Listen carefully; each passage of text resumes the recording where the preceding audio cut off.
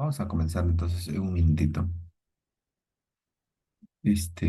Daniela, ¿no? Tú tienes el control, ¿no? Sí, doctor. Ya. Vale, pon la diapositiva. Vamos a comenzar a conversar un poco sobre este tema. Está bien, doctor. Ahora comparto la pantalla.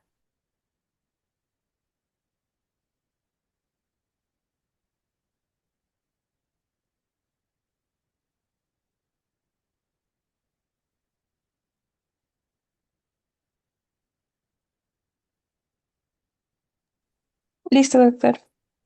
Ya, ok.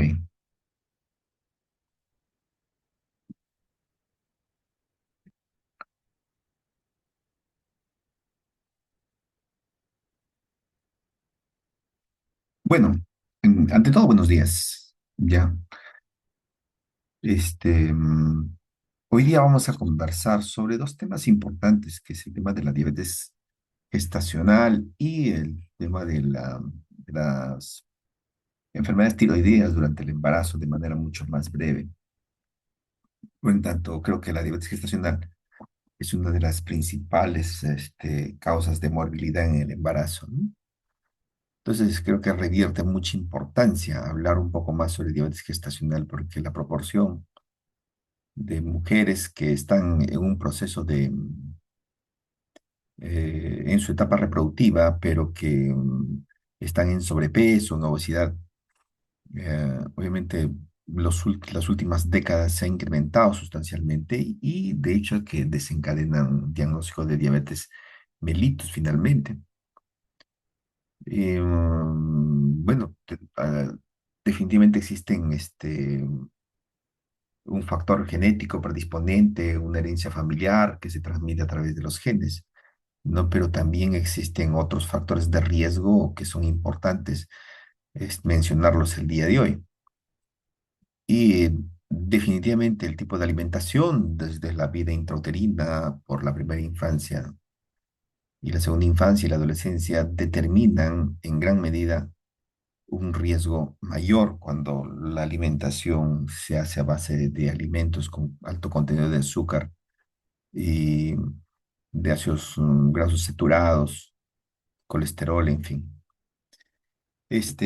Pon la primera diapositiva, por favor. Bueno, entonces, esa es la importancia de la clase de hoy, lo que hemos comentado en su momento, ¿no? Porque no solamente es un problema de salud eh, per se, ¿no? Sino que es un tema que tiene que ver con la salud pública en el mundo.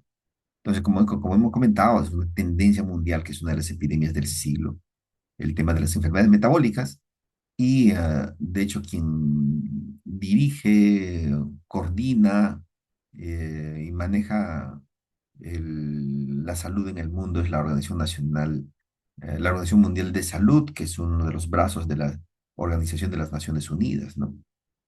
Y el presidente el secretario general de las Naciones Unidas señalaba lo siguiente, les voy a leer, ¿no?, lo que él comentaba el, el año 2011, aún cuando oh, estaba en pleno empuje el tema de los problemas metabólicos. Decía que la prevalencia en aumento de de la hipertensión arterial y la diabetes gestacional aumentan los resultados adversos en la salud materna y el embarazo, ¿no? Mejorar la salud y la nutrición materna desempeña un papel importante en la disminución del desarrollo futuro de dichas enfermedades en la descendencia. Entonces, este es un tema mundial, definitivamente, ¿no? Pero que en el Perú, obviamente, nuestras autoridades políticas asumen este tema. La siguiente, por favor. Entonces, y esto se incuba, ¿no? Se incuba como les decía, desde el nacimiento y se expresa en cifras estadísticas con el tema de la obesidad infantil. Pero sin embargo, en el Perú, por ejemplo, como en otros países también se han establecido políticas y restricciones en el tema del consumo de alimentos azucarados, sobre todo los fabricados, o ultraprocesados. Entonces, el 2021, que se registraba un 2% de obesidad infantil, el 2023 disminuyó el 1,7%. O sea, creo que las políticas públicas en ese aspecto son importantes destacarlas, ¿no?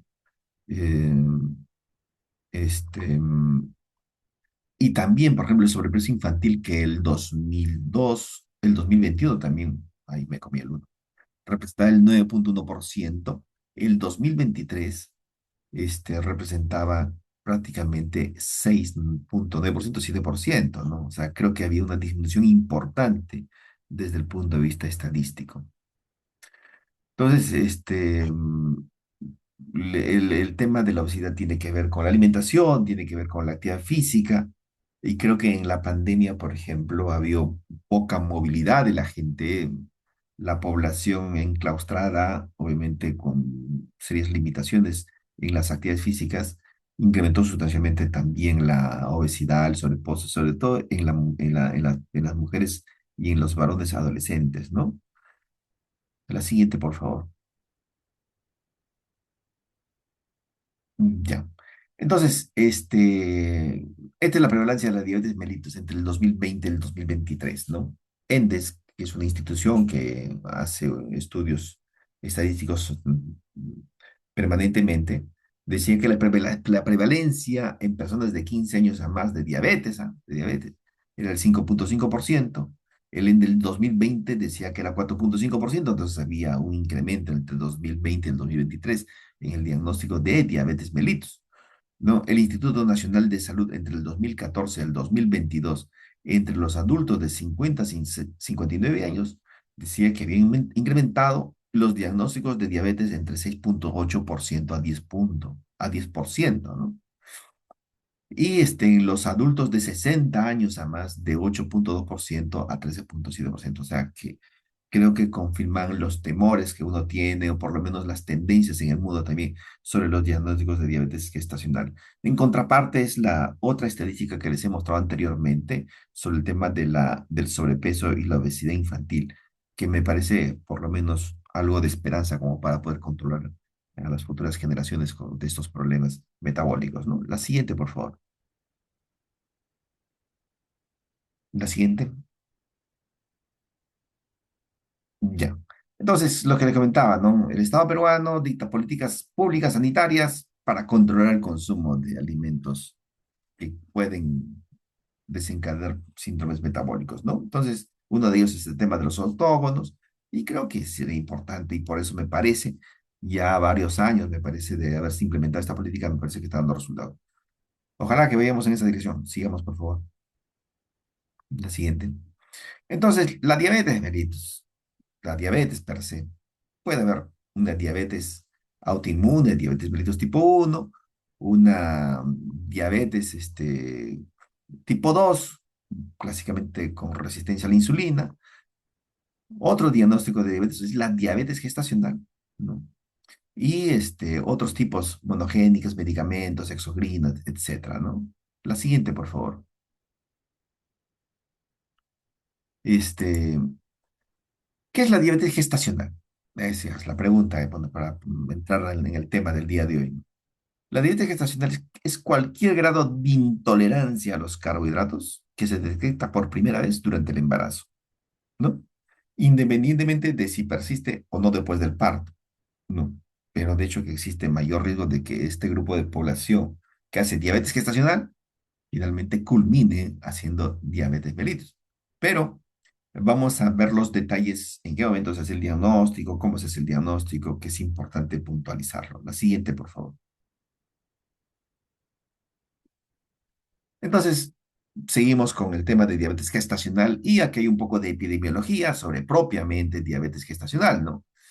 Entonces, la hiperglicemia del embarazo es un problema de salud pública global, es fundamental. La incidencia, ¿no? Sobre todo la población, de 2% a 14%. La prevalencia en el mundo es del 16%, y el Instituto Materno Perinatal, en un estudio que hizo el 2023, este, encontró una prevalencia de 5,5%, ¿no? Entonces, de hecho que hay una asociación con la mortalidad materna, ¿no? Hay más riesgo de muerte materna, hay más riesgo de morbilidad materna, ¿no? Complicaciones durante el embarazo y durante el parto y durante el puerperio, ¿no? Morbilidad y mortalidad perinatal, y una de las razones por las cuales se modifican los diagnósticos de diabetes gestacional a lo que tradicionalmente se hacía, era precisamente porque tenían que adecuarse a las complicaciones perinatales, ¿no? Entonces, y obviamente hay una evidencia de consecuencias deleterias a largo plazo sobre la madre y también sobre el recién nacido, ¿no? Las mujeres con historia familiar de diabetes tipo 2, o sea, los antecedentes, ¿no? Tienen mayor riesgo de diabetes gestacional, pero también se asocia otros factores de riesgo como la edad, el índice de masa corporal elevado, los antecedentes obstétricos, etcétera, que vamos a detallar luego. La siguiente, por favor. Entonces, es lo que les comentaba, ¿no? ¿Cuáles son los factores de riesgo para poder más o menos clasificar en cuanto a quienes tendrían más riesgo y quienes tendrían menos riesgo dentro de las personas candidatas a ser diabetes gestacional, ¿no? Pero es importante, uno de los factores de riesgo más importantes, ¿no? Es el antecedente personal de diabetes gestacional, es el antecedente familiar, bajo, digamos, ¿no? Ah, perdón, el antecedente personal, o sea, con la mujer que hace diabetes gestacional, ¿cuál es la posibilidad de que haga diabetes gestacional en el siguiente embarazo? Es más o menos el 50%, ¿no? Otro de los factores de riesgo importantísimo es el índice de masa corporal mayor de 30, ¿no? Entonces, porque de hecho que hay un incremento en la resistencia a la insulina y eso lo convierte en un factor de riesgo fundamental. Las mujeres que han tenido hijos más de 4 kilos en los embarazos previos, ¿no? Es probable que se asocien en el futuro, ¿no? También de hijos grandes, pero de un empeoramiento de los cuadros de diabetes gestacional a medida que progresa el embarazo. Y lo que les comentaba, ¿no? El familiar de primer grado con diabetes mellitus tipo 2, de hecho, que es un factor de riesgo importante. Entonces, esos cuatro factores de riesgo son de alto, muy alto riesgo, muy alto riesgo. Pero también existe las mujeres que tienen mayor de 35 años, las mujeres que han tenido síndrome de ovario poliquístico. Ustedes saben que el síndrome de ovario poliquístico, fundamentalmente su problema es el problema metabólico, ¿no? No es el problema de la menorrea per se, sino es que eso es una consecuencia. Entonces, este grupo de mujeres también, ¿no? Y si han ganado de peso durante el embarazo más de 20 kilos. Entonces, eso es un factor de riesgo también importante, ¿no? Pero en grado fuerza menos que los anteriores. Y otros antecedentes también que pueden conllevar a riesgos de manera moderada, abortos o mortinatos, ¿no? Multiparidad mayor de 3 hijos, hipertensión arterial, ¿no? Y también el sobrepeso, un peso fetal previo por encima del percentil 90 y intolerancia a la glucosa sin diabetes gestacional. Entonces, creo que es importante reconocer sobre todo quienes son de muy alto riesgo, ¿no? Y de alto riesgo para poder generar diabetes gestacional, ¿no? La siguiente, por favor. Bien, entonces, el embarazo en realidad es un proceso de adaptación, ¿no? De la madre frente a un nuevo escenario. Hay un producto que está creciendo intraútero y por lo tanto la carga genética materna no es la misma que la carga genética del feto y por lo tanto tiene que haber un proceso de adaptación, ¿no? Entonces, lo que debe resaltar en el concepto claro del día de hoy es que el embarazo es un estado prodiabetogénico, ¿no? Hay mayor riesgo de hacer hiperglicemia. Entonces, no nos olvidemos, y es importante recordar que en la primera mitad del embarazo hay una fase anabólica, ¿no? Hay mayor sensibilidad a la acción de la insulina, ¿no? Y obviamente hay una lipogénesis, ¿no? Se parten en estructuras mucho más pequeñas los lípidos. Perdón, hay mayor formación o acumulación de lípidos, ¿no? En cambio, en la fase catabólica, en la segunda mitad, más bien existe una resistencia a la acción de la insulina, ¿no?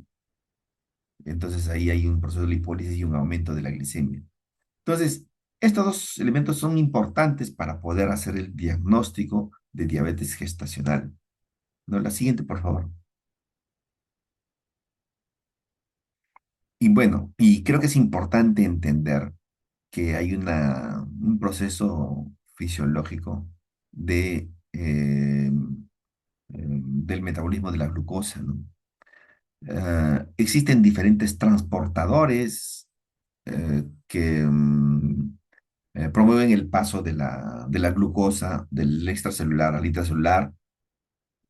Y en este caso, por ejemplo, tenemos acá en la figura un transporte placentario, que es a través de estos transportadores GLUT3, ¿no?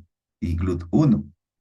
En todo caso, el GLUT1 siempre se encuentra en el sincicio trofoblasto, ¿no? Y el GLUT3 en la parte fetal. Entonces, estos transportadores, tanto el GLUT3 como el GLUT1, prácticamente eh, dejan transitar la glucosa del lado materno al lado fetal sin mayor problema, ¿no? Básicamente van por gradiente. Si aumenta la hiperglicemia materna, automáticamente aumenta también la glicemia en el lado fetal, ¿no?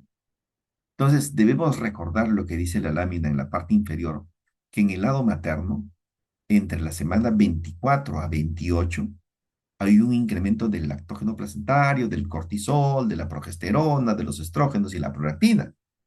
Esos son elementos que incrementan o promueven la resistencia a la insulina, ¿no? Antagonizan el efecto de la insulina. Entonces, ¿qué es lo que va a ocurrir con esto? Entonces, si va a haber mayor resistencia a la insulina, va a haber mayor glicemia, mayor glucosa en sangre materna y automáticamente va a haber mayor glucosa también en el lado fetal. Claro que necesita el feto glucosa, por supuesto. De manera normal, fisiológica, eso ocurre. El problema está cuando pasamos a la parte patológica, ¿no? La siguiente, por favor.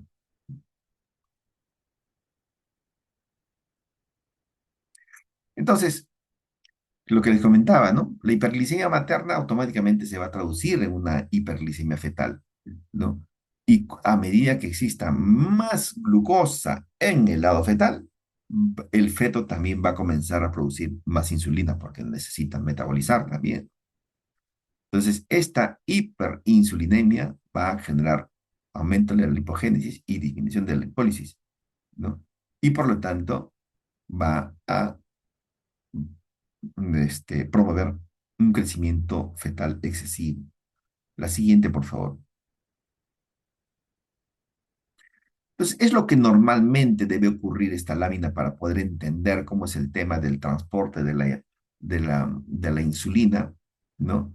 Perdón, la acción de los receptores para insulina y la incorporación de la glucosa a través de otro receptor, que es el GLUT4. Hace un momento conversábamos del GLUT1 y del GLUT3. El GLUT4 son los que se encuentran en las membranas, ¿no? De los tejidos estriados, músculo esquelético, etcétera. Entonces, lo que va a ocurrir acá, por ejemplo, en esta lámina, es lo que ocurre normalmente. La insulina se acopla al receptor y el receptor va a generar una serie de mecanismos para que finalmente esta vesícula que está en la parte inferior, ¿no? ¿no? Se aproxime a la membrana celular y a través de este receptor GLUT4 incorpore la glucosa al intracelular. Entonces esto necesita un mecanismo que consume energía, claro que sí necesita. Entonces, esto no es tan en gradiente como los anteriores receptores que simplemente en el lado materno se incrementaba y automáticamente en el lado fetal. En el lado materno, estos transportadores, ¿no? de glicemia al intracelular necesitan energía y necesitan todo un procesamiento. Esto es lo que normalmente ocurre en una mujer, ¿no? Ahora, la siguiente, por favor. Ya, y esto es lo que anormalmente ocurre, ¿no? Bueno, lo que sucede es que cuando la insulina se acopla a su receptor para generar los cambios que puedan permitir que esta vesícula, ¿no? que tiene el GLUT4 se aproxime a la membrana plasmática, no actúe. Entonces, si no actúa, obviamente porque este proceso de activación es anormal, es que la glucosa no se va a incorporar al intracelular en el lado materno. Por lo tanto, va a haber hiperglicemia, va a haber más glucosa suelta en el extracelular y eso es lo que genera los estados de hiperglicemia. Entonces, este es el mecanismo por el cual, ¿no? En la fisiopatología se puede entender de por qué existe más glucosa extracelular que el intracelular en las personas, obviamente, que tienen un riesgo de diabetes gestacional o inclusive que pudieran desarrollarse durante el embarazo de manera normal, pero que finalmente cuando termine el proceso del embarazo, todo todos estos cambios vuelven a una situación de normalidad, ¿no? Entonces, la siguiente, por favor. Vamos a entenderlo un poquito mejor, creo que esto es la siguiente. Estas son dos comparaciones, ¿no? Entre el que está en el lado izquierdo de esta lámina lo que ocurre en un embarazo normal. Luego, aquí tenemos nosotros la respuesta de las células beta y la producción de insulina en este lado. En el medio estamos viendo la concentración de la glucosa en sangre y en el lado, al costado derecho, nosotros vemos cómo actúan esos receptores que lo vimos hace un momento en una mujer normal, ¿no? En una mujer normal. Entonces, esta primera parte es lo que ocurre antes del embarazo, ¿no? La respuesta de las células beta, la producción de insulina, ¿no? La concentración de glucosa, llamémosle con estas bolitas negras normales en esa cantidad, ¿no? Y cómo se comporta el receptor de la membrana en el tejido musculoesquelético de la mujer. Y obviamente va a ser todo normal, ¿no? Fijémonos que esto es lo normal. Pero sin embargo, durante el embarazo, obviamente va a haber una activación de las células beta, va a haber mayor producción de insulina. ¿Y por qué? Porque en realidad hay una resistencia a la insulina en las células maternas, ¿no? Y como hay una resistencia a la insulina, a pesar de haber mayor producción de insulina, no va a poder metabolizar adecuadamente la cantidad de glucosa y va a haber un estado de hiperglicemia materno que se puede considerar normal en este caso porque eso es lo que ocurre usualmente, ¿no? Entonces, y después del embarazo, una vez que termine el embarazo, la cantidad de insulina que produce el páncreas acá a través de las células beta se normaliza, ¿no? La cantidad de glicemia, la concentración de glucosa en sangre materna se normaliza y los receptores también se normalizan. Entonces, esto es lo que ocurre en una mujer, en una mujer, ¿no? Que se embaraza y llamémosle una mujer normal. Pero, ¿qué es lo que ocurre en la diabetes gestacional? En la diabetes gestacional, de por sí ya hay un incremento de glucosa inclusive antes del embarazo. No en las cifras de diabetes, pero ya hay un incremento de glicemia antes del embarazo. Entonces, nosotros vemos acá que el páncreas está produciendo una determinada cantidad de insulina, ¿no? Los receptores aparentemente funcionando normal, pero ya hay un estado mayor de glucosa en la sangre materna. Entonces, cuando la mujer que tiene este riesgo de diabetes gestacional se embaraza, el páncreas sigue produciendo la misma cantidad de insulina y obviamente hay mayor resistencia a la insulina en los receptores y por lo tanto va a haber mayor concentración de glucosa, ¿no? En en la sangre materna, ¿no? ¿Y qué es lo que ocurre cuando, cuando termina el embarazo? Después del embarazo, la cantidad de insulina prácticamente se sigue produciendo en una cantidad casi normal, de lo que los receptores en el lado materno funcionaban de manera regular, ahora quedan con un incremento de la resistencia a la insulina en el lado materno. Entonces, eso va a generar estados de hiperglicemia un poco mayores y probablemente con un riesgo de hacer diabetes mellitus en el embarazo. Más o menos he tratado de ser un poquito pausado en estos esquemas como para poder entender qué es lo que ocurre en una mujer con un embarazo normal y en una mujer que hace diabetes gestacional. La siguiente, por favor.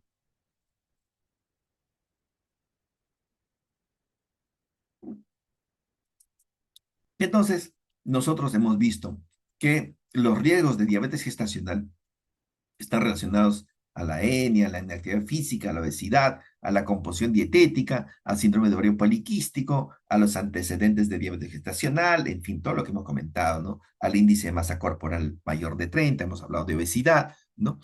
Entonces, todos esos factores de riesgo lo que generan usualmente en la mujer es una resistencia a la insulina, ¿no? Entonces, esto va a incrementar niveles de glucosa, ¿correcto?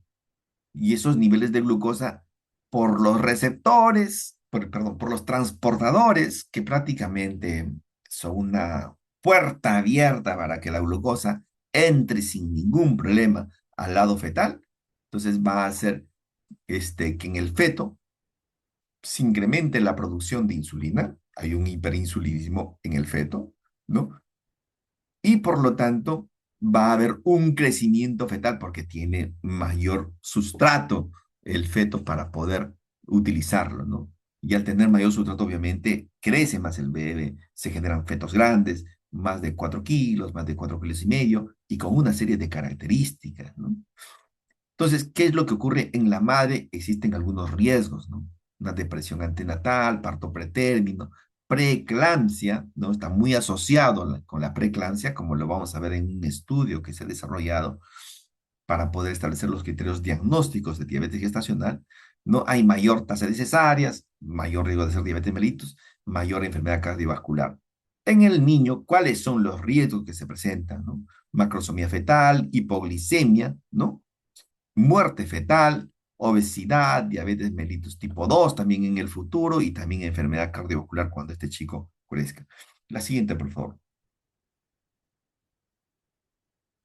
La siguiente. Entonces, el diagnóstico de diabetes gestacional ha transitado de periodo en periodo. Uno de los investigadores más importantes y famosos siempre se mencionan en el ambiente endocrinológico es O'Sullivan, ¿no? Sullivan, que antes planteaba que obviamente había que hacer un diagnóstico de diabetes gestacional, pero que prácticamente tomaba casi estándares similares al diagnóstico de la diabetes mellitus. Entonces estamos hablando de 1964, en la cual se hacía un test de tolerancia a la glucosa con 100 gramos y los 100 gramos se le administraba a la paciente, ¿no?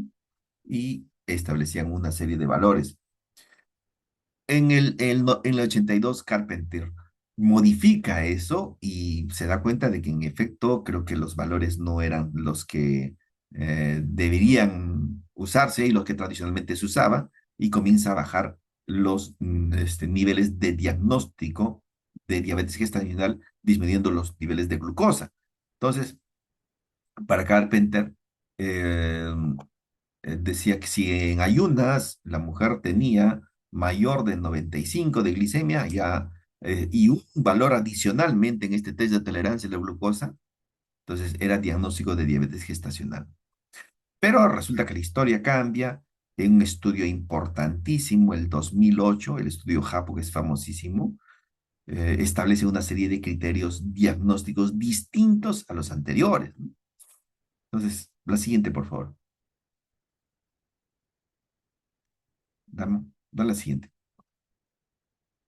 Entonces, este estudio JAPO es uno de los estudios más famosos en endocrinología para ver diabetes gestacional, ¿no? En la cual le incorporan en el estudio aproximadamente unas 25.000 mujeres embarazadas, ¿no? En 15 establecimientos de salud, en 9 ciudades diferentes, se hace la prueba con 75 gramos de glucosa y un test de tolerancia a la glucosa entre las semanas 24 a 32, ¿no?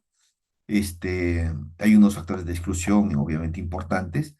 Y los eventos primarios, lo que quieren encontrar los investigadores es cómo está el peso al nacer, ¿no? En el percentil 90 para gestacional, cómo está la tasa de cesáreas, cómo se comporta la hipoglicemia neonatal y cuáles son los valores del péptido C, ¿no? Que de manera indirecta mide la hiperinsulinemia fetal. La siguiente, por favor. Vamos, la siguiente. Entonces, otra vez recapitulando, ¿no? El estudio JAPO incorpora 25.500 mujeres embarazadas y que se sometieron a una prueba tolerancia a la glucosa de 75 gramos entre las semanas 24 y 32, ¿no? Y la hipótesis era que si la hiperglicemia en el embarazo con niveles de glicemia por debajo de la diabetes mellitus manifiesta, no con los valores tradicionales, está asociado a un aumento de riesgo de resultados maternos, fetales y neonatales, ¿no? Entonces, se comenzó a cambiar el enfoque de lo que era una simple medición, ¿no? Se vio desde el punto de vista de los resultados perinatales y de los grados de complicación materna que se tenía. Entonces, este es uno de los estudios más importantes, como les comento. La siguiente, por favor. La siguiente. Hola. Ya. Entonces, ¿qué cosa demostró el estudio HAP?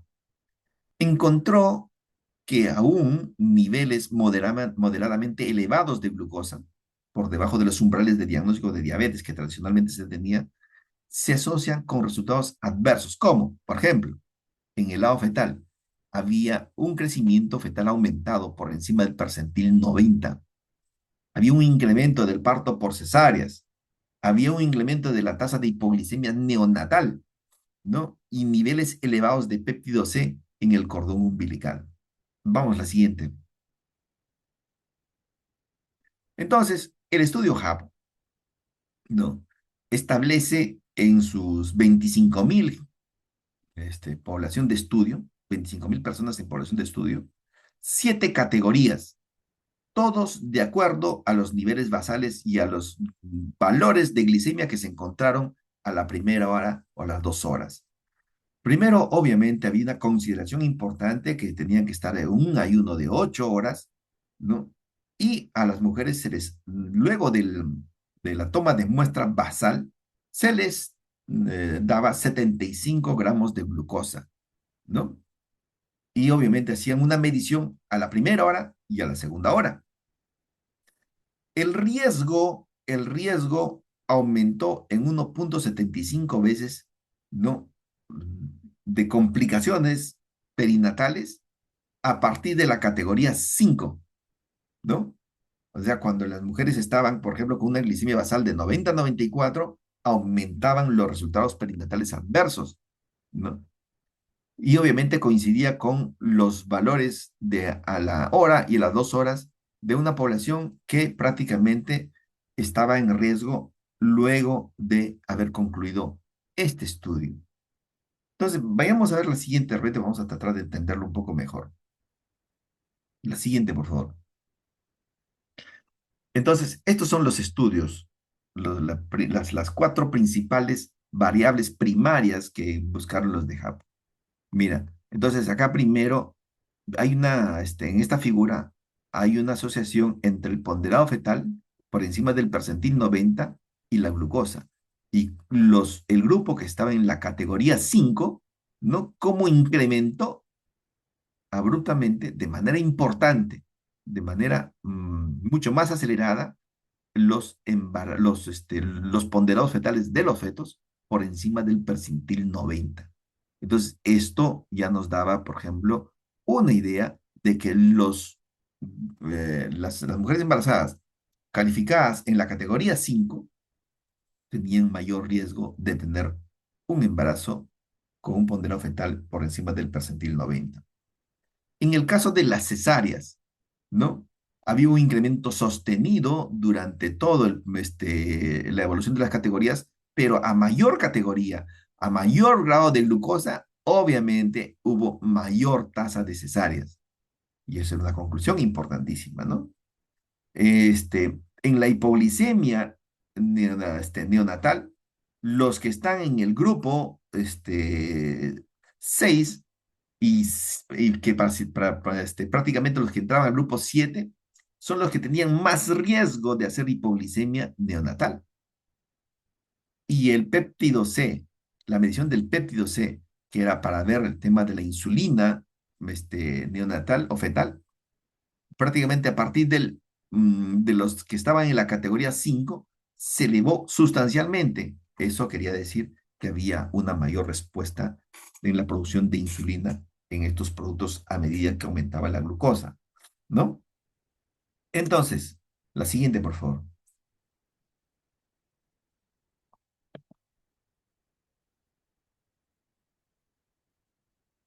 Entonces, hemos ampliado la primera figurita. Entonces, hay una relación, estamos hablando del peso fetal, hay una relación directa y continua entre glicemia materna y macrosomía fetal. Es una de las conclusiones importantes, ¿no?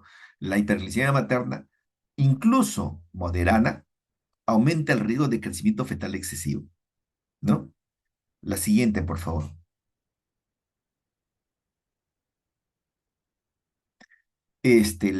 La cesárea, ¿no? Hay una relación directa entre mayores niveles de glucosa y mayor frecuencia de cesárea primaria. Las tres mediciones muestran una tendencia similar, ¿no? Y la conclusión es que la hiperglicemia se asocia con complicaciones obstétricas que conducen a más cesáreas, ¿no? Estamos hablando de la hiperglicemia materna, ¿no? Vamos, la siguiente.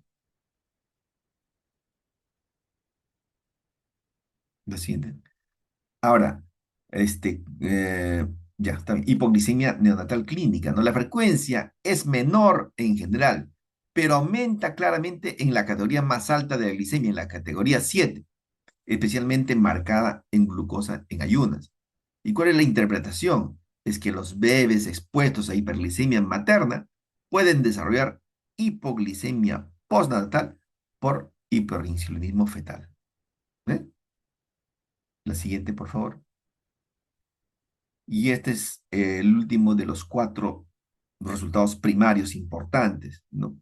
El, entre el péptido C mayor al percentil 90 en el lado fetal. El péptido C es un marcador de secreción de insulina fetal. Se ve un aumento lineal claro con glicemia materna, especialmente en glucosa en ayunas. ¿Y cuál es la conclusión? A mayor glucosa materna, más insulina produce el feto, el reflejo del hiperinsulinismo fetal. Bueno, ya que hay por lo menos cuatro preguntas en el examen. Entonces, fíjense, este es el estudio famosísimo, el estudio Japón, que, la siguiente, por favor, asociaba los resultados perinatales. Ahora, esta lámina le he puesto porque no solamente habían resultados primarios, que ya lo hemos conversado, sino también resultados secundarios. Y uno de los que realmente llama la atención es el resultado de la preeclampsia, ¿no? Hay mayor riesgo de preeclampsia a medida que la glucosa es mayor, ¿no?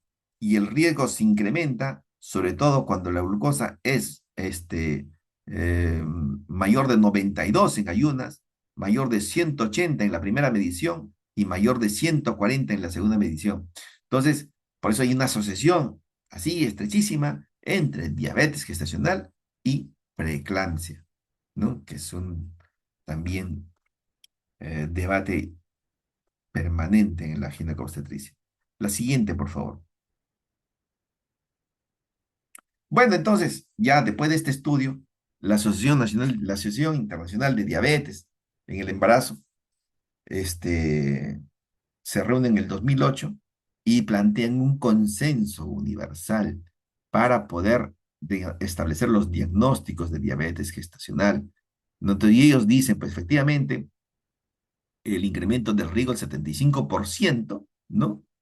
Eh, eh, es fundamental para poder establecer algunos criterios diagnósticos que incorporen en el diagnóstico a mayor cantidad de mujeres embarazadas para poder evitar los resultados perinatales adversos, ¿no?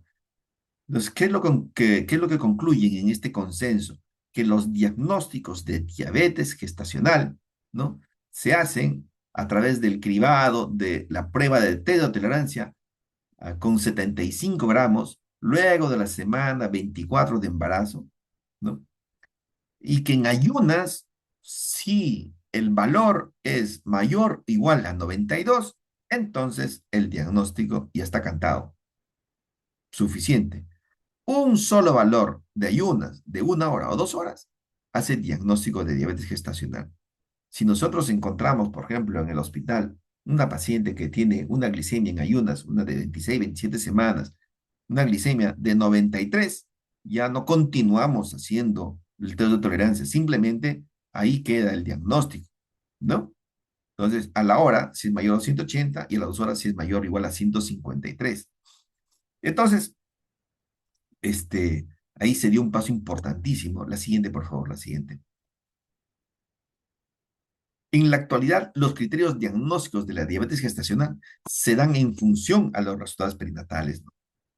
Por lo menos todo lo que se ha avanzado hasta ahora. La siguiente. Entonces, tradicionalmente, habían dos formas de hacer el diagnóstico de diabetes gestacional, pero ahora se prefiere hacer solamente con un solo paso. El de dos pasos ahí les dejo ahí en la lámina como para que lo puedan ver, pero el diagnóstico hoy en día se hace a través en el laboratorio de un solo paso, ¿no? Un solo paso significa ayuno de 8 horas, ¿no? Primer dosaje de glucosa, ¿no? Se le da 75 gramos de glucosa, y se le hace un dosaje luego a la hora y a las 2 horas, ¿no? Entonces, este, la siguiente, por favor. Entonces, el diagnóstico. ¿Cómo hacemos el diagnóstico de diabetes gestacional? Creo que hemos hablado bastante sobre los estudios que se han hecho, pero el diagnóstico, actualmente, existen obviamente criterios de sospecha, ¿no? Cuando había antecedentes de feto grande o el feto grande también existe en ese embarazo. Hay polidramios, hay muerte fatal a veces no explicada, ¿no? Uno tiene que hacer la valoración de los factores de riesgo, ¿no? Los antecedentes de diabetes gestacional en los embarazos previos, ¿no? Los vínculos familiares con personas que tienen diabetes mellitus, las pacientes que están en obesidad con un índice de masa corporal por encima de 30, ¿no? En fin, entonces, normalmente en una mujer embarazada existe en el control un tamizaje. Un ratito, disculpen, por favor, voy a responder una llamada que es...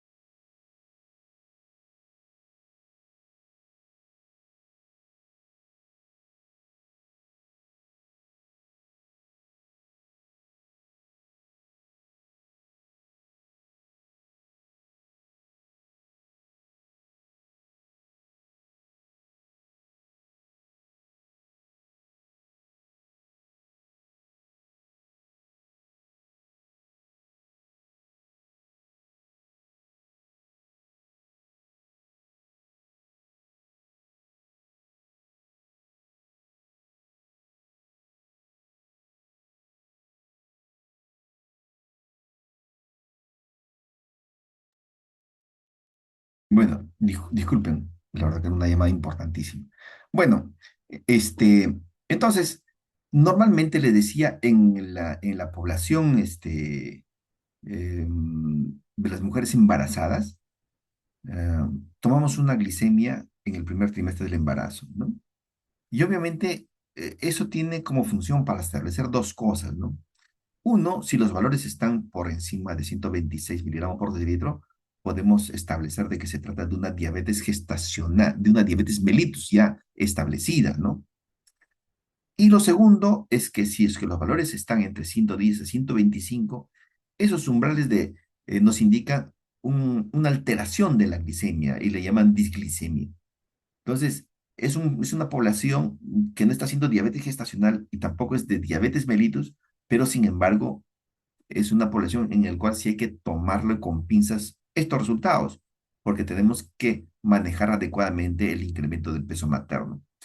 Entonces, eso es lo que se hace básicamente según la recomendación de la Asociación de Diabetes Americana desde el 2024. Antes de las 15 semanas se debería hacer un dosaje de glucosa, ¿no? Pero el diagnóstico de diabetes gestacional, no, se realiza por encima de las 24 semanas de embarazo. Y ya esto lo hemos comentado sobre cómo es el proceso de diagnóstico de diabetes gestacional, ¿no? Si tenemos en ayuno más de 95 miligramos por decilitro, es un diagnóstico ya asumido. Si a la hora está más de 180 y si a las 2 horas está más de 153, ya no hay nada que hacer, ¿no? La siguiente, por favor.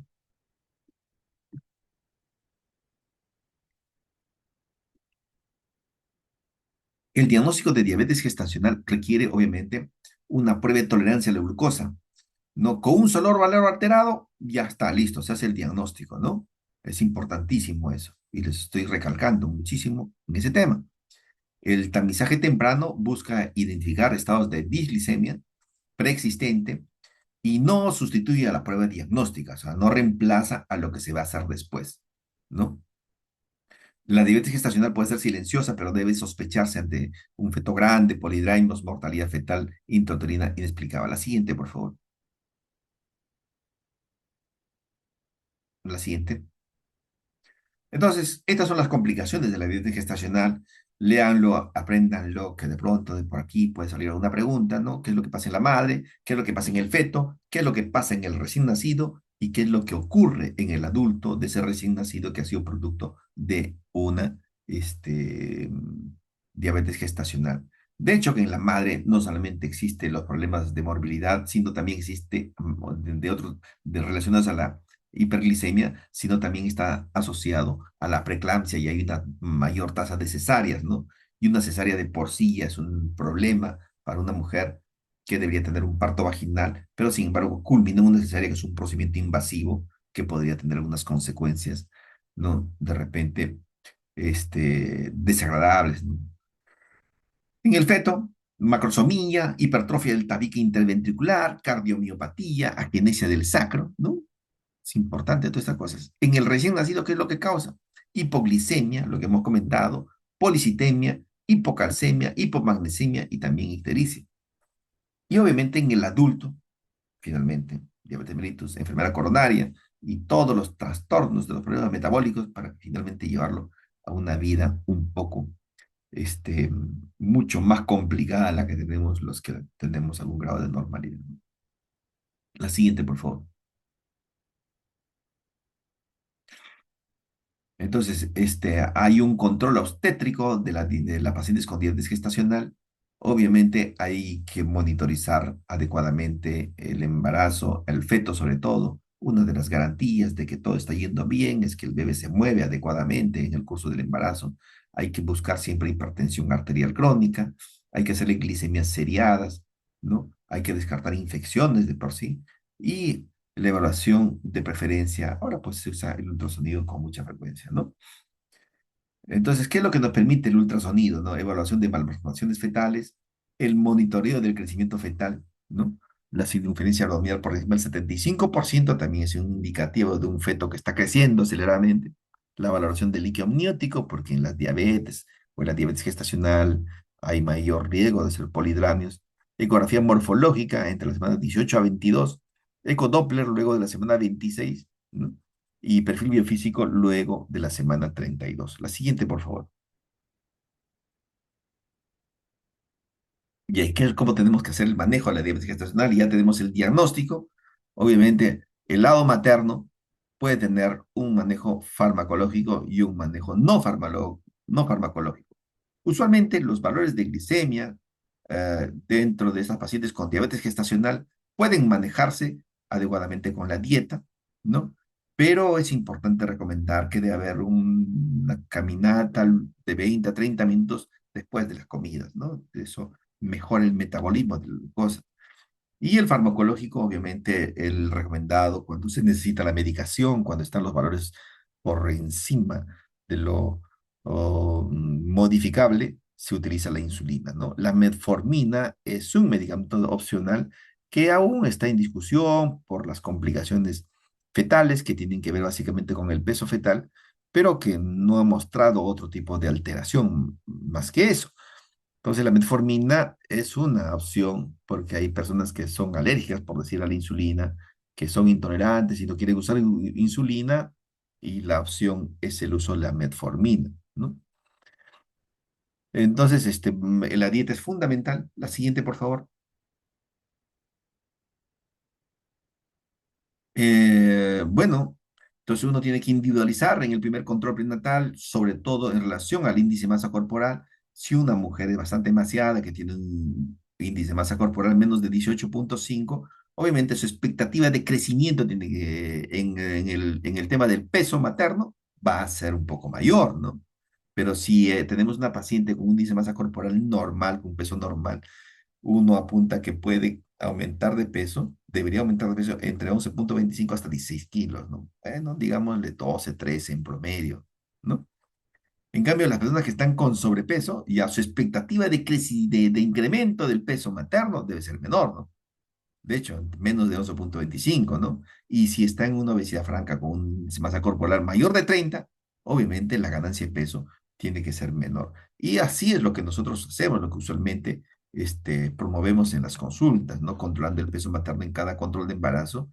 Y obviamente ahí juega un rol fundamental, ¿no? La familia, ¿no? La propia paciente que tiene que esforzarse en moderar el incremento del peso. La siguiente, por favor. Bueno, ¿y cuáles son los objetivos del tratamiento? Los objetivos del tratamiento es que cuando nosotros hagamos este, eh, las evaluaciones posteriores, es que en ayunas tengamos una glicemia menos de 92, y que si le hacemos un test de tolerancia a la glucosa, debe ser menos de 140 a la hora y 2 horas postprandial menos de 120. Eso es lo que nosotros esperamos que así debería ser, ¿no? Esa es la recomendación que está en las guías de atención del Hospital Nacional Cayetano Heredia en 2023, pero la ADA ya estableció unos criterios de objetivo de tratamiento, y establece que en ayunas se puede llegar a entre 70 y 95 a la hora después de la ingesta de los 75 gramos de glucosa, entre 110 a 140, y a las 2 horas postprandiales entre 100 y 120. La siguiente, por favor. ¿Cuál es la vía del parto? La vía del parto es de acuerdo a las condiciones obstétricas, ¿no? Parto vaginal recomendado en pacientes controladas, con control metabólico adecuado, con bienestar fetal normal y adecuada relación feto-pelvis, ¿no? El parto por cesárea en pacientes no controladas, ¿no? Y cuando existe una desproporción del feto con la pelvis, ¿no? Con bienestar fetal inadecuado, con un trabajo de parto disfuncional que no progresa a pesar de los esfuerzos que uno podría hacer, bueno, lo que uno opta siempre es por la cesárea, ¿no? La siguiente, por favor.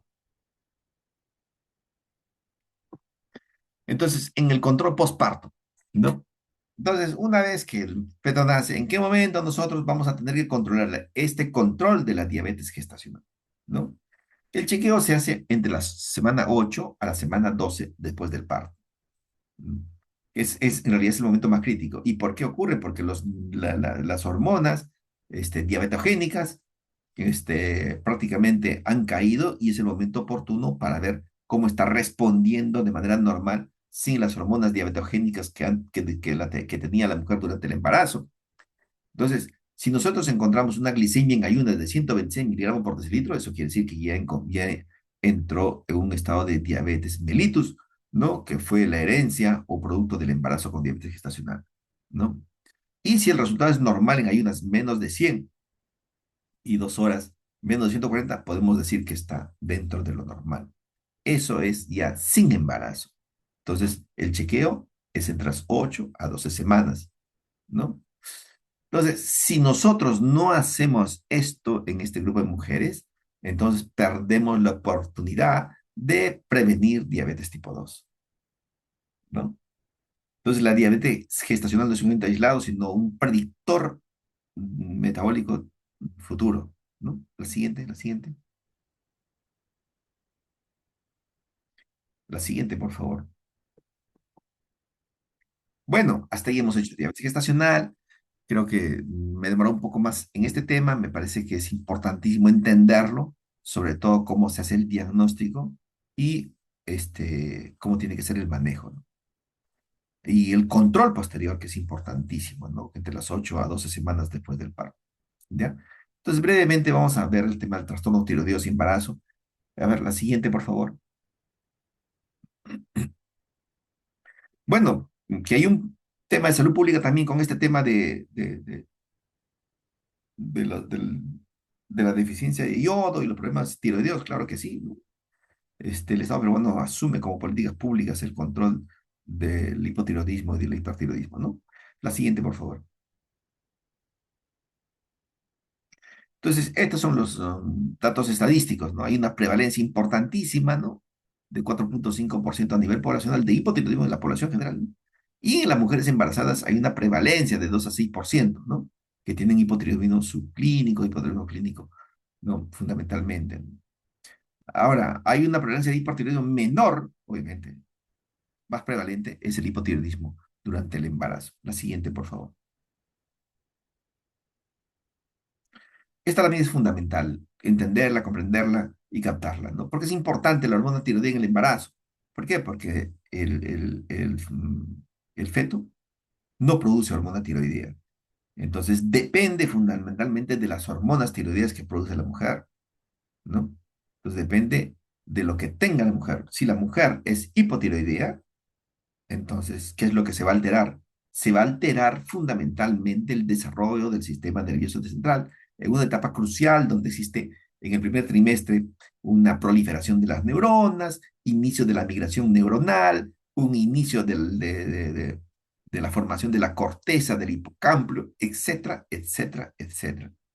Entonces, si existe una mujer hipotiroidea que sale embarazada y no se controla, entonces estamos frente a un gran problema, sobre todo para el producto, ¿no? Y obviamente si no se diagnostica en el curso del embarazo, pues la cosa es peor, ¿no? La cosa es peor. Entonces, pero el feto produce su hormona tiroidea a partir del segundo trimestre y prácticamente reemplaza totalmente recién en el tercer trimestre la dependencia de hormona tiroidea que se forma en el feto. La siguiente, por favor.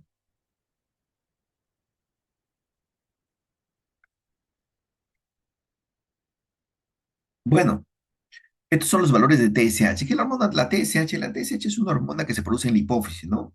Y cuyo órgano blanco es la tiroides. La TSH, el estímulo de la TSH va a hacer que se formen T4, T3, fin, ¿no? Entonces, pero, y esta es una de las hormonas que tienen un valor de diagnóstico importantísimo. En las mujeres no embarazadas, su rango de referencia es entre 0,4 a 4,0, ahí donde está la línea verde, ¿no? Pero en las mujeres embarazadas, los valores de TSH cambian en el curso del embarazo, en el primer trimestre, en el segundo, en el tercer trimestre. Entonces, por lo tanto, los valores que se encuentran para la población no embarazada no aplican para la mujer embarazada. ¿Ya? Esa es la primera conclusión. La siguiente, por favor. Entonces, estos son cambios que ocurren durante el embarazo y la glándula de la hormona, y la hormona tiroidea, ¿no? ¿Aumenta el volumen de la glándula tiroides en el embarazo? Claro que sí. ¿Aumenta la producción de hormona tiroidea? También. ¿Aumentan los niveles de hormona tiroidea total? ¿No? Con un aumento de las proteínas transportadoras de hormona tiroidea, también. Los niveles de TSH disminuyen en el primer trimestre también. Ahora lo vamos a ver con más detalle. La siguiente, por favor. ¿No? Entonces, una de las cosas que debemos también entender es cómo es el comportamiento de la hormona tiroidea durante el primer trimestre. Lo que está en gris en la lámina, obviamente, es el incremento de la hormona, es el incremento de la um, gonadotrofina coriónica. La gonadotrofina coriónica, producto de la producción placentaria, se incrementa en el primer trimestre y llega a su máximo pico más o menos a las 10 semanas, ¿no? Entonces, pero esta prácticamente se comporta en espejo con la TSH. Mientras la gonadotrofia coriónica se incrementa, la TSH baja, ¿no? Y entiéndanlo bien que esto puede ser pregunta de examen, ¿no? ¿Por qué? Porque la TSH con la HCG en la subunidad alfa son idénticas y por lo tanto, al incrementarse la gonadotrofia coriónica, ¿no? En la sangre, lo que va a hacer esta gonadotrofina coriónica, estimular a la glándula tiroidea y va a aumentar la producción de T4, T3, ¿no? Y ese incremento va a ser un feedback negativo sobre la hipófisis y va a hacer que la TSH disminuya, ¿no? Esa es la explicación, ¿no? Entonces, este es el primer detalle que vamos a tener que rescatar, ¿no? Y luego, obviamente, la TSH regresa a valores normales en el resto, en el segundo, tercer trimestre, ¿no? Porque la gonadotrofina coriónica también disminuye. La siguiente, por favor. Entonces, esta lámina es un poquito más cargada, pero ahí hay varias cositas que hay que rescatar, ¿no? Primero, nosotros tenemos que diferenciar que hay una hormona tiroidea total y hay una hormona tiroidea libre. La hormona tiroidea total, ¿no? Es un valor que no expresa fidedignamente la actividad de la hormona tiroidea. Quien expresa con fidelidad la actividad de la hormona tiroidea es la hormona tiroidea libre, ¿no? Entonces, nosotros cuando pedimos el dosaje de hormonas tiroideas, no pedimos hormonas tiroideas totales, sino usualmente pedimos la fracción libre de la T4, que a nosotros nos interesa, ¿no? Entonces, en este cuadro, ¿no? El valor de las hormonas, tanto de T3 total como de 4 total, se incrementan sustancialmente, ¿no? Pero a la vez, ¿quiénes hacen que estas hormonas no actúen como ellas quisieran? La proteína transportadora de las hormonas tiroideas. Una vez que se acoplan a la proteína transportadora, estas hormonas tiroideas pierden su actividad y solamente la fracción libre es la que actúa, ¿no? Entonces, ese es uno de los detalles importantísimos. Lo segundo, es que en las mujeres embarazadas hay un aumento en el requerimiento de yodo. O sea, no es lo mismo una mujer sin embarazo que una mujer embarazada. Aumenta el requerimiento de yodo. Pero felizmente, a través de la sal yodada, ¿no? Tenemos de sobra yodo como para poder suplir una mayor demanda, ¿no? Entonces, lo que les comentaba, ¿no? Y está aquí en rojito, ¿no? Y en la curva también está rojo, ¿no? Hay un aumento de T4 libre en el primer trimestre, ¿no? Y eso también va en relación a un incremento a la gonadotrofina coriónica, ¿no?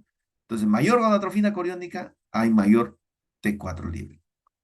Pero, y como veíamos también en la lámina anterior, mayor gonadotrofina coriónica, menos TSH, el nadir de la TSH, que es en espejo con la gonadotrofina coriónica, ¿no? Entonces, otra vez repetirles, ¿no? Que la producción fetal de T4 más o menos es a las 12 semanas y completa su producción luego de la semana 20. Y ese es un elemento importante para poder explicar las consecuencias y las necesidades de la hormona tiroidea que debe tener el feto, como comentamos hace un momento. La siguiente, por favor. Entonces, estos son los cambios fisiológicos y el impacto que ocurre desde el punto de vista del laboratorio clínico, ¿no? Por ejemplo, un aumento de gonadotrofina coriónica circulante, ¿qué es lo que va a hacer? ¿No? Una disminución de la TSH, lo estoy repitiendo por cuarta vez, pero esa disminución TSH, ¿no?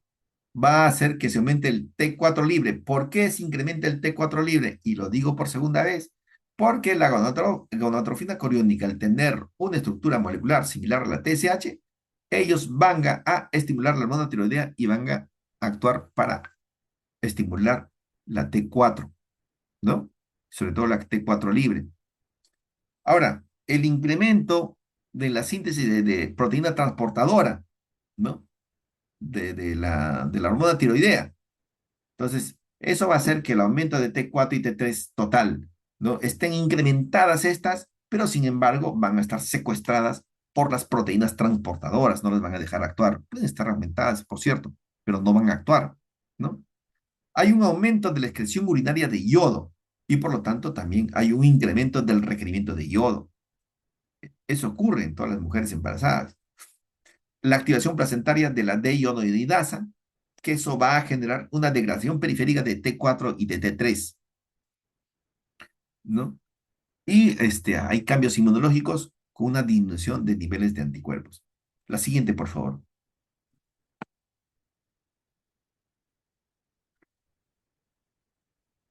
Otra vez, más o menos para poder reforzar la idea de que el embarazo va a generar un incremento de la producción de estrógenos, ¿no? Y esta producción de estrógenos, ¿qué es lo que va a generar? Y aquí quiero agregarles algo más a esta exposición, que la producción de estrógenos va a estar asociado al incremento de la proteína transportadora de hormonas tiroideas, ¿no? Y también a una disminución en la depuración de estas.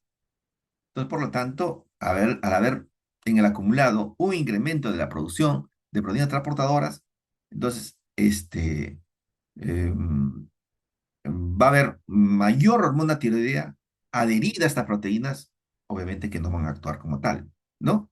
Entonces, aquí hay un nivel, un incremento de la ligazón entre la proteína transportadora a T3 y T4 total, ¿no? Entonces, eso también va a hacer que la T3 y T4 esté incrementada a lo largo del embarazo, ¿no? Y va a haber una disminución de T3, ¿no? Y de la fracción libre de T4. Ahora, este, lo que hemos comentado, ¿no? Que la gonadotrofía coriónica, al tener la similitud de la sunía alfa con la TSH, va a hacer que se incremente el T3 y T4, ¿no? Y obviamente, en ese momento, los niveles de TSH van a estar disminuidos, ¿no? Yo creo que ya son cosas que lo hemos conversado hace un momento. La siguiente, por favor. La siguiente. Bueno, ¿quiénes son los que tienen riesgo de difusión tiroidea? Prácticamente los que tienen antecedente o historia personal de patología tiroidea, hipotiroidismo, hipertiroidismo o clínica de difusión tiroidea, las personas que presentan bocio, los anticuerpos antitiroideos positivos, ¿no? Sobre todo al anti-TPO, historia de radioterapia en cabeza y cuello, edad mayor de 30 años, diabetes mellitus tipo 1 u otras enfermedades autoinmunes, historias de aborto, parto prematuro, infertilidad, embarazos múltiples, historia familiar de embarazo, de enfermedad tiroidea autoinmune, obesidad mórbida, en fin, todos estos factores de riesgo pueden estar involucrados en las pacientes con disfunción tiroidea. Vamos, al siguiente. Entonces, esto para básicamente hacer la clasificación clínica, ¿no? ¿En qué consiste el hipotiroidismo primario, el hipotiroidismo secundario, el hipotiroidismo subclínico? Este esquema obviamente refleja el nivel hipofisiario. Por encima de la hipófisis está obviamente el hipotálamo. Cuando la hipófisis no sintetiza TSH, puede existir algunas consideraciones en los hallazgos de laboratorio. Si la TSH está elevada, ¿no? Si la TSH está elevada y los valores de hormona tiroidea están bajos, entonces estamos hablando de un hipotiroidismo primario clásico. Pero un hipotiroidismo secundario es que obviamente los valores de TSH pueden estar disminuidos y por lo tanto los valores los valores de hormona tiroidea también van a disminuir, ¿no? Entonces estamos hablando de un hipotiroidismo secundario. En cambio, el hipotiroidismo subclínico, que es una de las cosas que hay que también incorporar en nuestros conocimientos, es que los valores de TSH pueden estar elevados, pero con valores normales de hormona tiroidea. Entonces, ese es el diagnóstico de hipotiroidismo subclínico. La siguiente, por favor. Entonces, ¿cómo es el hipotiroidismo en gestantes? En general, si nosotros encontramos en una mujer embarazada un TSH mayor de 2,5, lo que nos obliga es hacer una medición de T4 libre, ¿no? Si el T4 libre está bajo, entonces el diagnóstico de hipotiroidismo está cantadísimo. Pero si el diagnóstico de T4 libre, ¿no? Está elevado, o sea, está dentro, digamos, de lo normal, se habla de un hipotiroidismo subclínico. ¿Que amerita tratamiento? Por supuesto que amerita tratamiento también, sobre todo en las gestantes. La siguiente, por favor. Estos son los rangos que hay que tenerlo en cuenta siempre cómo varían los rangos de TSH en el primer trimestre, segundo trimestre y tercer trimestre. No se olviden que mayor de 2,5 en las mujeres embarazadas, un valor de TSH en las mujeres embarazadas, es necesario hacer un dosaje de T4 libre. ¿No? Si el T4 libre aún estando bajos, entonces estamos haciendo el diagnóstico de hipotiroidismo per se. Si están elevados, están normales, con un TSH por encima de 2,5, podemos estar estableciendo diagnóstico de hipotiroidismo subclínico. La siguiente, por favor. La siguiente. Bueno, ¿cuáles son los efectos del hipotiroidismo en el embarazo? La mujer con hipotiroidismo, ¿qué puede conllevar? Mujer? Infertilidad, abortos recurrentes, muerte fetal intrauterina, anemia, hipertensión, preeclampsia, diabetes. Es importantísimo esto, tenerlo en cuenta.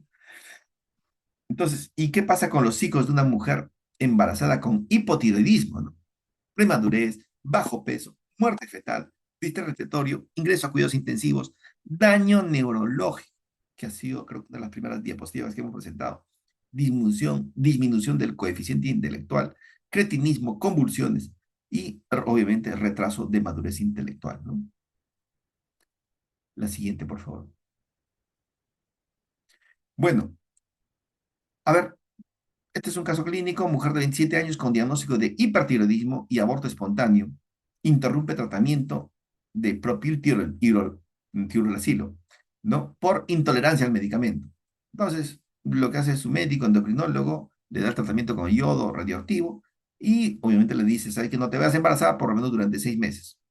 Pero la mujer irresponsable dice, llega y 2 meses posteriores a la terapia con yodo se inicia tratamiento con levotiroxina por día por hipotiroidismo. Pasa la condición de hipotiroidismo, pero como les decía, no hay, habiendo mucha responsabilidad, luego de 7 meses retorna a sus controles y se diagnostica además un embarazo de 6 semanas.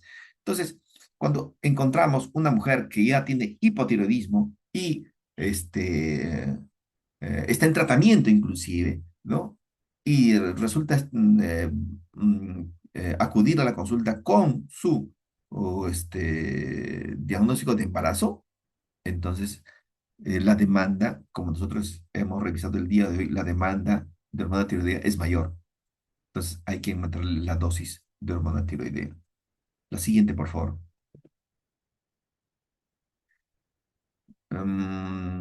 Bueno, la importancia de los anticuerpos antitiroideos en el primer trimestre del embarazo es fundamental, ¿no? Y sobre todo cuando hay mujeres, porque por ejemplo se hace el usaje de los anticuerpos antitiroideos y salen positivos con valores normales de hormona tiroidea. Entonces esas mujeres están candidatas a hacer hipotiroidismo en algún momento de su vida, ¿no? Entonces es importante tener estas consideraciones. La siguiente, por favor. Bueno, ya, listo. Estamos acá, una paciente, por ejemplo, si nosotros encontramos un anti-TPO positivo y los valores de TSH que están en la parte inferior, están menos de 2,5, entonces, y acá tenemos una consideración en la parte que está con verde. Sin historia previa de hipotiroidismo, no necesita tratamiento con leutirosina, ¿no? Pero si tiene historia previa de hipotiroidismo, necesita un reajuste del 20 al 30% de dosis de levotiroxina, ¿no? Obviamente que ella tiene el diagnóstico de embarazo, ¿no? Pero si los valores de anti-TPO son positivos y los valores de TSH están entre 2,5 y 4, hay que considerar tratamiento con levotiroxina, ¿no? Sobre todo y que tiene antecedentes de infertilidad y aborto recurrente, ¿no? Hay que considerar el tratamiento con levotiroxina, ¿no? Y si tenemos el anti-TPO positivo y los valores de TSH están entre 4 y 10, la recomendación es a tratar con levotiroxina, ¿no? Y si está más de 10, sin ninguna duda, se debe recomendar, ¿no? El uso y el tratamiento con levotiroxina, ¿no? Entonces, como ustedes verán, el dosaje TSH juega un rol fundamental, no solamente en el diagnóstico, sino también en la perspectiva del tratamiento. La siguiente, por favor. Entonces, si tiene anti-TPO negativo, por ejemplo, y nosotros hacemos el dosaje TSH y es menos de 2,5, no necesita ningún tipo de tratamiento, ¿no? Si está entre 2,5 y 4 con anti-TPO negativo, no necesita tratamiento con levotiroxina. Si existe un anti-TPO negativo con levotiroxina, se debe considerar el tratamiento con levotiroxina si es que está menos de 10 o entre 4 y 10. Pero si es que está más de 10, obviamente, es altísimamente recomendado iniciar el tratamiento con levotiroxina. La siguiente, por favor. Ya para que no se me cansen, por favor, vamos a terminar esto de acá. ¿Cómo es el tema sobre el hipertiroidismo, ¿no? ¿Cómo uno sospecha de hipertiroidismo? Porque el valor de TSH es menos de 0,1, ¿no? Entonces, ¿qué es lo que puede ocurrir en una mujer embarazada? Una mujer embarazada puede ser asintomática, normal, ¿no? Puede tener náuseas, vómitos y baja de peso, o puede tener bocio, taquicardia, asustamos y baja de peso también, ¿no? Esto es lo que está en verde, ¿no? Si está asintomática y tiene estos valores de TSH, y no tiene ningún problema, puede ser un hipertiroidismo gestacional transitorio y no hay absolutamente ningún problema. Si hay un valor de TSH menor de 0,1 y hay náuseas y vómitos y baja de peso, hay probablemente la explicación, ¿no?, de la hiperremesia gravídica, pero que también es un tema transitorio, no hay ningún problema, ¿no? Pero si hay bocio, taquicardia, exaltamos y baja de peso, probablemente estemos con estos valores de TSH, ¿no? Hipertiroidismo con sospecha de enfermedad de Graves, ¿no? Entonces, en los dos primeros casos, obviamente, no requiere tratamiento, ni antitiroideo, ni sintomáticos, solo sintomáticos, ¿no?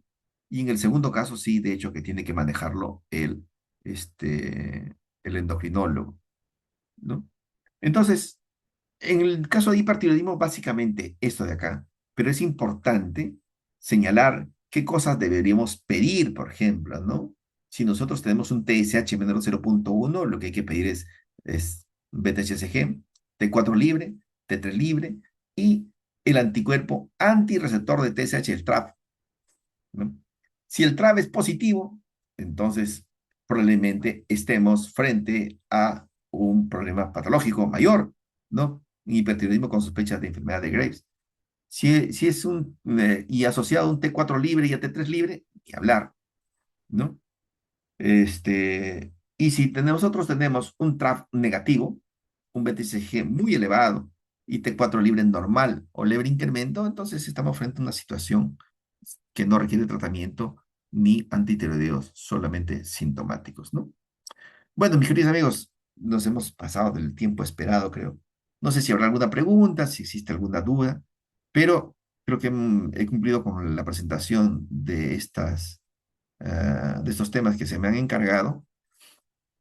No sé si existe alguna pregunta, chicos. A ver.